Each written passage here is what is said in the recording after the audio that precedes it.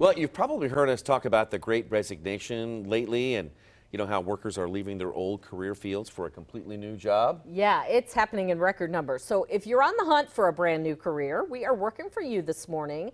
We have some tips on how to make sure your resume stands out. So we want to welcome in Sarah Timm. Sarah is the president of the National Association of Resume Writers. Thanks for joining us this morning. Good morning to you. Good morning, Kim. How are you today? We are well. So we want to start with, what are some common misconceptions that people have about building a resume?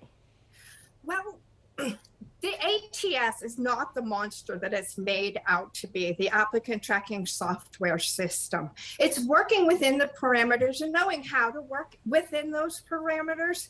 And a lot of people like to create one resume and throw it out like spaghetti, see what sticks, see what they get. And that's where they're going to trip up with the applicant tracking system. You want to write your resume to the job description so that it resonates with the reader. So are you talking about keywords, like some of those keywords that you see if you see an ad for a job? They want someone who is, let's just very generic, but a team player, like to include that somehow in your resume so those words match up so you get the hit? Yes, I wouldn't use team player. That is Right. overused, Oh, but right. yes, that is a great example. But you want to use those keywords in context. These applicant tracking software systems have gotten very sophisticated, so they can read those keywords in context. So you want to include them in an accomplishment statement, something that outlines the contributions you've made to your career. So how important are resumes these days to employers? I hear different things. What do you think? Well, you need a resume so that the hiring manager can justify your hiring to the upper management. They need to show that you were qualified for the job. It's very expensive to hire somebody today and train them and then just have them leave. So it's very important for human resources to be able to justify your candidacy. Okay, so I remember back in journalism school, because in TV we send resumes, but we also have to send a reel of our, on-air work. Yes. And I remember professors always saying, you have literally 10 to 15 seconds, and this was back in the day when they used to have to put a tape in a machine before they're going to eject that tape. So you have to wow them in the first 10 to 15 seconds. What's the average amount of time that an employer will spend looking at a resume?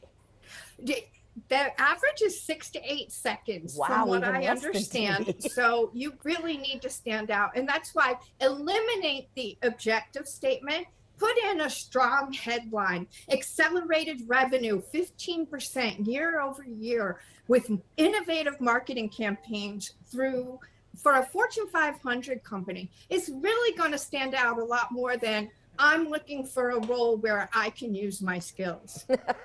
Wow. So that to me, you've just answered our next question here, and that is, what do we really need to put on there? I mean, if that's 6 to 8 seconds, just like you said, there's got to be a headline. Are you talking about like increasing the font to make it big block letters at the top of your resume? Yes, is that what we're talking about? You can use a 14-point font, let it stand out a little bit. That's really going to stand out.